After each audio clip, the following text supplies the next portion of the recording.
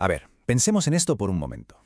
Si un lugar, un territorio, tuviera su propio diccionario, ¿qué palabras encontraríamos? Seguramente no solo nombres y fechas, ¿verdad? Estarían, pues, el eco de las batallas, el brillo de ese oro negro bajo tierra, toda la historia de una identidad que se ha ido forjando a fuego lento durante siglos. Pues bien, hoy vamos a abrir justo ese diccionario, el de Arauco, para intentar descifrar su historia. Y ojo, porque la primera palabra, la que de verdad lo empieza todo, no es Arauco, no. Es Rajco. ¿Y qué significa? Pues agua gredosa.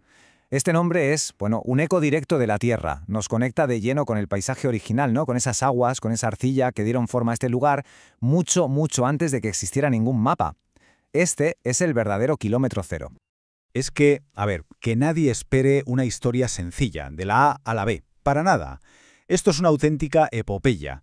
Una historia forjada en la que fue la frontera más larga y, sí, más sangrienta del continente. Una tierra que tuvo que reinventarse por la fiebre del carbón y sobre todo una identidad que, como vamos a ver, no ha parado de transformarse nunca. Este es el viaje que empezamos justo ahora. Venga, pues vamos al principio de todo. A esa primera entrada del diccionario, la tierra del agua gredosa y sus primeros habitantes. Mucho antes de que empezara la historia, o al menos la historia que suelen contarnos. A ver, los restos arqueológicos nos dicen que aquí había gente desde hace 2000 hasta 6000 años, o sea, una barbaridad. Eran los lafinquenches, un pueblo que vivía entre el mar y la tierra, dominando tanto la pesca como la agricultura. Pero de todo esto hay un detalle que es una pasada, su cerámica.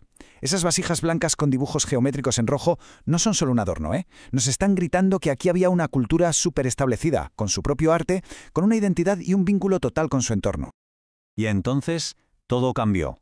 La historia dio un giro de guión, uno además muy violento. Con la llegada de los españoles, Arauco se convirtió de repente en una frontera de guerra, en un campo de batalla que iba a estar ardiendo literalmente durante 300 años. Y si hubiera que elegir un solo símbolo para toda esa era, sería este, el fuerte de Arauco. Es que, fijaos en la cronología, es que habla por sí sola, es brutal. Se funda en 1551, se destruye 2 años después, se reconstruye en el 58, se abandona, luego se vuelve a levantar. Es un ciclo sin fin.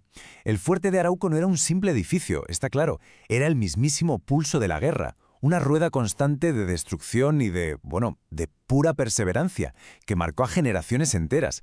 Cada una de estas fechas es una cicatriz, sí, pero también es un acto de voluntad increíble. Y en medio de toda esa brutalidad, de repente aparecen testimonios como este, que describe a los guerreros mapuches en 1631, y dice que mostraban tanta alegría como si fuesen llevados a un festín. A un festín. Es que esta frase es fascinante, porque rompe por completo esa idea simple de víctimas y verdugos. Nos está dando una ventana directa al espíritu, a la cultura guerrera, a la determinación de un pueblo que estaba luchando por su tierra con una convicción, pues eso, absoluta. Claro, uno pensaría, bueno, llega la independencia de Chile y por fin llega la paz a la zona. Lógico, ¿no? Pues nada más lejos de la realidad. En Arauco la guerra no es que terminara, es que mutó. Se transformó en algo distinto. Entramos en la llamada guerra a muerte, una fase especialmente salvaje, una especie de guerra civil brutal, sin cuartel, entre los patriotas y los realistas. Y si esta época tan loca tuviera un rostro, sin duda sería el de este hombre, Vicente Benavides. Un personaje que parece sacado de una novela, vamos. Un guerrillero realista que, atención, sobrevivió a un fusilamiento y a un hachazo en el cuello. Se escondía en una cueva en el Cerro Colo Colo. Y no contento con eso, se dedicaba a capturar barcos balleneros americanos y británicos y a quemarlos frente a la costa. O sea, su historia es el reflejo perfecto del caos y la brutalidad de aquellos años. Y justo cuando el eco de los disparos por fin empezaba a apagarse, la propia tierra reveló un secreto. Uno que lo iba a cambiar todo. Otra vez. Un tesoro negro escondido bajo sus pies que transformaría a Arauco para siempre. Dejó de ser una frontera militar para convertirse en un motor industrial para todo el país. Hablamos, claro, del carbón. Fijaos en esta cifra, 550.000 pesos. Este fue el capital inicial de una de las primeras compañías de carbón, y aquí está la clave de todo, ¿eh? El motor del cambio ya no era la pólvora, era el dinero. La inversión, en muchos casos extranjera. El valor de Arauco ya no se medía en fuertes o en estrategia militar, ahora se medía en potencial económico. La guerra por la tierra daba paso a la industria de la tierra. Y este esquema, bueno, es que ilustra esa metamorfosis de una forma genial. Pasamos de una frontera militar, todo fuertes y batallas, a un centro industrial, todo minas y ferrocarriles. De una zona con muy poca gente, a ver cómo nacen pueblos nuevos y llega dinero de todas partes. Fue, de verdad, una reinvención total, una palabra completamente nueva en el diccionario de Arauco. Es que el legado del carbón fue físico. Construyó el Arauco moderno. Ladrillo a ladrillo. Nacieron pueblos enteros, como Conumo, Meseta, Horcones, donde antes no había nada. El ferrocarril no era solo para sacar el mineral, claro. Conectó la región con el resto de Chile como nunca antes. Y quizá lo más importante de todo, creó una nueva clase social, la del minero, una figura que iba a definir la cultura de la zona durante más de un siglo.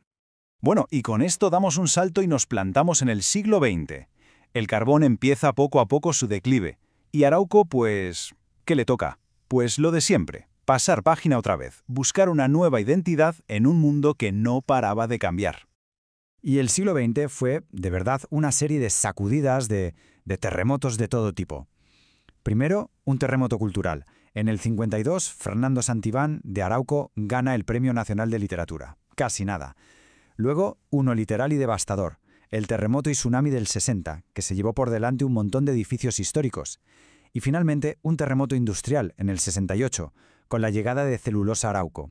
Esto marcó el inicio de otra era completamente nueva, la de la industria forestal.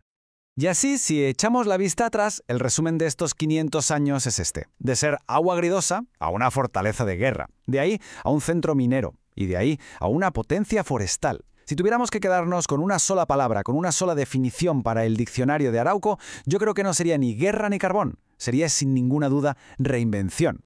Lo que claro nos deja con la gran pregunta. Después de 500 años reescribiendo su propia historia, su propia definición una y otra vez, ¿cómo será el próximo capítulo que escriba Arauco? Porque una cosa está clara, y es que si su pasado nos ha enseñado algo, es que ese diccionario todavía no está terminado, sigue y seguirá escribiéndose.